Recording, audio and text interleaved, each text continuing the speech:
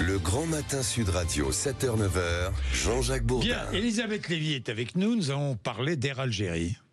Vous allez me dire, mais pourquoi Air Algérie? Parce qu'Air Algérie a un peu attisé la crise entre la France et l'Algérie.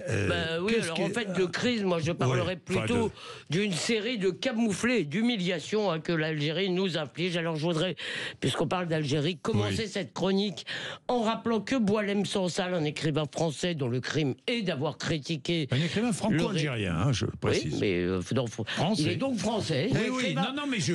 non, je blague. Ah ouais, parce que s'il n'était que français, ça serait d'autant plus scandaleux. Mais il est français. C'est déjà scandaleux. Il est français aussi à part entière et c'est scandaleux. Et son crime, c'est d'avoir critiqué le régime algérien. Eh bien, il est détenu depuis 3 mois. Il est malade. On a très peu de nouvelles. Je pense qu'il a un cancer. En réalité, je crois qu'on a raison de dire qu'il est un otage. Parce que, évidemment, c'est pour nous enquiquiner. Alors je ne vous refais pas le film des influenceurs qui appelle à commettre des horreurs en France, mais la question explosive et qui évidemment pourrit encore la situation, c'est l'expulsion des ressortissants algériens que nous avons décidé de renvoyer chez eux. Eh bien, on se rappelle le gracieux Doualem qui a été renvoyé à l'envoyeur nous, alors que lui il était allé jusqu'à Alger en avion. Hier, le journal du dimanche a révélé que Air Algérie, Air Algérie ça doit pas être très éloigné du gouvernement algérien, exige désormais un laissez-passer consulaire pour embarquer les expulsés. Or, ce laissez-passer n'est généralement pas nécessaire avec l'Algérie, puisqu'en fait, on ne doit le demander que quand on n'a pas des papiers fiables. Or, les Algériens ont généralement des documents fiables. Donc, comme l'a dit Bruno Retailleau, c'est une violation des accords bilatéraux. Mais rassurez-vous, le ministère de l'Intérieur serre la vis, nous annonce le Figaro. En effet, il y a une note diffusée à tous les aéroports et services concernés. Attention, attendez-vous à savoir. Si un chef d'escale refuse d'embarquer un OQTF, eh bien, on doit exiger qu'il formule son refus par écrit. Et s'il refuse de le faire, eh bien, devinez quoi? On relève son identité. Donc, imaginez l'effet de cette bombe à Alger.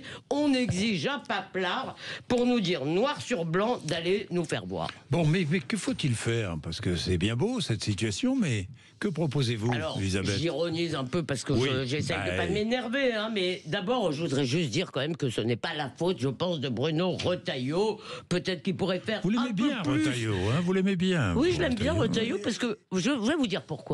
Oui. Je veux dire, je peux avoir des grands désaccords. D'accord, mais ça fait rien. Très sortir un peu. Mais je suis d'accord avec vous, j'adore. Parce que je crois que Bruno Retailleau est ce qu'il dit être. Voilà. Bon. Et j'apprécie cela, c'est un homme droit, et par ailleurs, je pense qu'il veut le bien de notre pays. Mais bon, il pourrait peut-être faire un peu plus dans ses attributions, avec des circulaires, des décrets, mais il est vrai que dans ce dossier, l'impulsion doit venir de l'Élysée, et on attend que Emmanuel Macron fasse respecter la France. La seule détention de Boualem Sansal aurait dû justifier des mesures radicales de rétorsion sur les visas ou les avoirs. Vincent Herboët, qui connaît bien le dossier, disait hier que les Européens seraient prêts à nous soutenir, par exemple, sur la question des visas, mais que c'est nous qui freinons. Oui, pourquoi? Parce que la ligne, c'est l'éternelle ligne du Quai d'Orsay qui est toujours, en toutes circonstances, favorable à la soumission. N'envenimons pas les choses. Regardez comme la coopération antiterroriste se passe bien. Ne les énervons pas. Il y a tellement de liens entre nos deux et beaux grands pays. Voilà ce qu'on entend toute la journée. Alors peut-être que derrière, il se passe des choses, mais pour l'instant, on ne voit rien venir. Et monsieur Jean-Jacques Barrot fait des le ministre des Affaires étrangères, fait des rodomontades contre le discours de J.D. Vance, mais devant Tebboune, il n'y a plus personne. Alors, il y a 3 semaines, rappelez-vous, la Colombie refusait d'accueillir les immigrés clandestins, notamment criminels, pas tous, mais beaucoup de criminels, qui étaient expulsés des États-Unis. Trump a brandi la menace de droit droits de douane. Dans la journée, le président colombien a envoyé son avion pour récupérer ses ressortissants. Alors on peut jouer les vierges au trajet à chaque fois que la Maison-Blanche utilise la manière forte. Et franchement, je vous rassure, c'est souvent à tort. Hein. L'affaire du Groenland m'a fait bondir comme vous tous, ou ce genre de choses.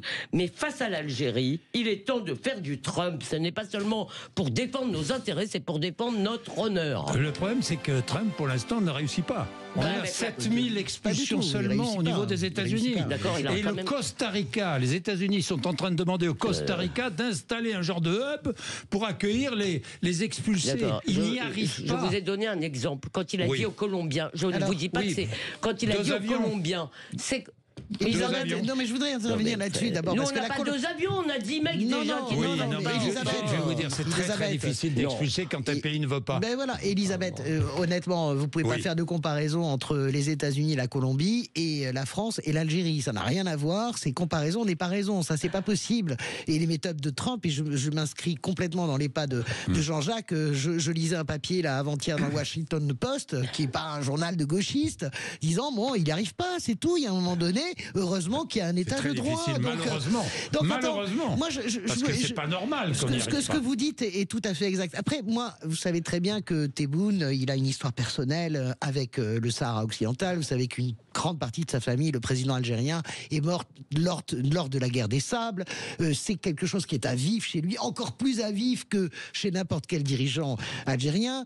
Je suis absolument persuadé qu'il y a des discussions directes entre Emmanuel Macron et le président Tebboune, ça me paraît tout à fait évident, ou alors des missi-dominici un peu en parallèle, etc. Enfin, pour l'instant, Sansal est toujours en prison. Mais Sansal est en prison, alors je suis d'accord avec vous, Sansal est en prison, mais il y a aussi une peur, et moi je comprends, je suis d'accord avec vous pour dénoncer la politique en permanence pro-arabe du Quai d'Orsay, ça fait 50 ans que ça dure, je suis d'accord avec vous, même si les Algériens sont maghrébins, mais je pense aussi qu'il y a une terreur, pas simplement sur le gaz, il y a une terreur sur, comment dirais-je, l'avancée de la Russie, notamment au Maghreb. Ça, c'est la terreur. Je voudrais vous faire une réponse. Voilà. Il y a des moments dans l'histoire d'un pays, d'accord, où il faut être capable de se faire respecter. L'Algérie se sert de nous comme d'un paillasson. Pourquoi?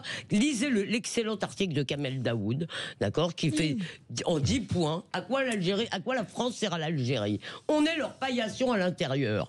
Je veux dire, toute la journée, si vous voulez, rien n'est de leur faute, tout est de la nôtre. Ils racontent des cracks et n'importe quoi. Et je suis navré. Dans les relations entre pays, le rapport de force, ça existe. Je suis d'accord. Mais on l'a dit, le rapport de force. Mais Elisabeth... Attends, pardon. Vas-y, réponds. Et je suis navré, depuis le début de cette crise algérienne, on me dit que derrière, on fait des tas de trucs, etc. Le résultat, comme l'a dit Jean-Jacques, c'est ce scandale que nous acceptons. De Boualem Sansal en prison qui est en train de...